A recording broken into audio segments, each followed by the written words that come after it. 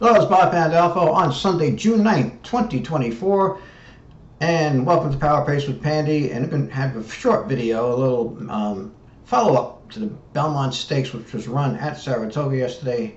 Here's the chart of the race. As you can see, Dornoch upset at 17-1. The track was speed favoring yesterday, and so I mean, everybody knew the 6 and the 1 were going to be the main speeds, and Mindframe got the trip that I was expecting. I think a lot of people were expecting he would just, leave and stalk.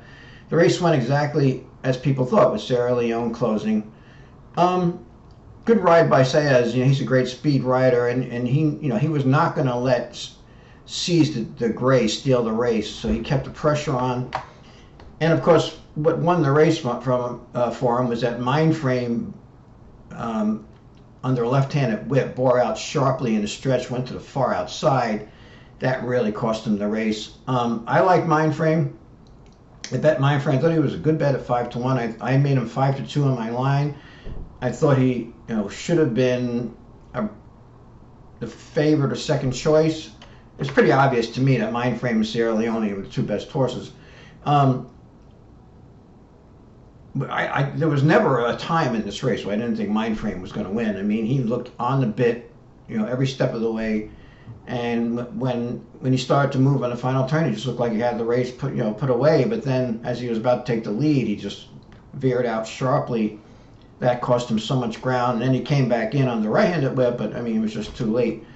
The reason why I wanted to make this video too is, I noticed a lot of handicappers yesterday, including a lot of veterans who. Turf riders and handicappers were saying, well, some people were saying, I'm throwing out Mindframe because he's only raced twice, and this is asking too much. And, 20 years ago, I would have said the same thing.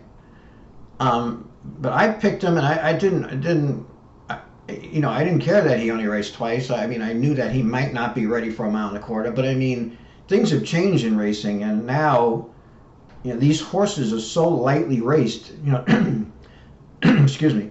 The trainers, don't want to race their horses that often, so you have all these horses that really don't have a lot of foundation in the first place. So it's not like he's facing really, established horses. And we've seen in recent years, horses won the Kentucky Derby after not racing at 2. Horses run the Kentucky Derby in their 4th lifetime start at a mile and a quarter. So the thing is, if you're the best horse, like if Seattle Slew was in this race, for instance, and he was making his 3rd start, he'd win.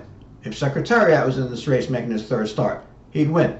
You know what I mean? Like the best horse, if it's a really good horse, he's going to win anyway, even if he's only raced a couple times, especially in today's sport, because these, the trainers aren't really pushing their horses, so these horses don't have a lot of bottom to them, And Mindframe, I mean, he should have won this race.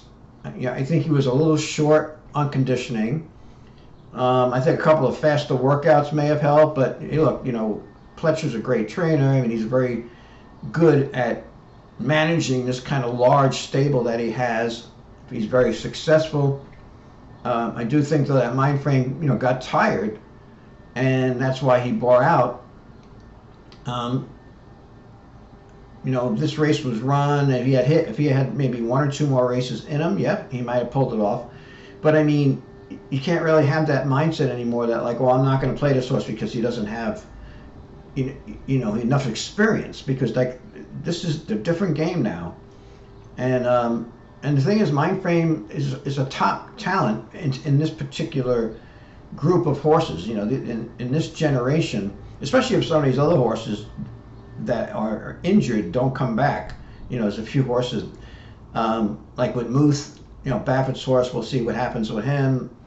But, in this generation right now, Mindframe's probably just as good as Sierra Leone, if not better. I would say he's probably a better horse.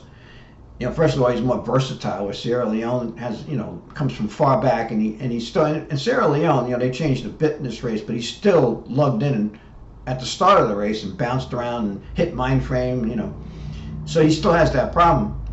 And plus he comes from so far back, and like on a track like yesterday where horses were all winning from close up, that was a big disadvantage for Sierra Leone. He did run a very game race though. But going forward, we'll see what, hopefully some of these other 3-year-olds will come back and and race, and we'll get a better idea. We may get a good feel of some of the horses that have missed races, plus Mindframe and Sierra Leone. I don't think Dornoch is one of the top horses. I think this race worked out good for him. He was with the bias. He turned in one of his good races. He's not that consistent, but hey, look, he's a nice collie. I mean, he's had a fine career. There aren't so far. Haven't been any really sensational, races. I think probably the best overall horse is probably the Japanese horse, Forever Young, who we're probably not going to see again this year, in this country. But I mean, the thing is, though, it is a pretty tight group of horses. I think some of these other horses could improve out of this race, like maybe Antiquarium or Honest Marie. So I mean, you could get exciting races down the road, but I don't see any real superstars. I do think Mindframe, has the potential, though, if he stays healthy, to be, a multiple Grade 1 winner. He's a really good horse. I mean, this is his third lifetime start. He stepped up from a non-winners of 1 to a Grade 1 mile-and-a-quarter race, and he ran a very good race and should have won.